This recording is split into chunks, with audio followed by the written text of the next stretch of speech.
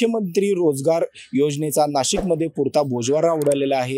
या योजनेच्या अंतर्गत तब्बल 9,58,00,000चा अपहार झाल्याचं नाशिक पोलीस आयुक्तालयाच्या आर्थिक गुन्हे शाखेच्या तपासातून उघडकीस आलेले आहे।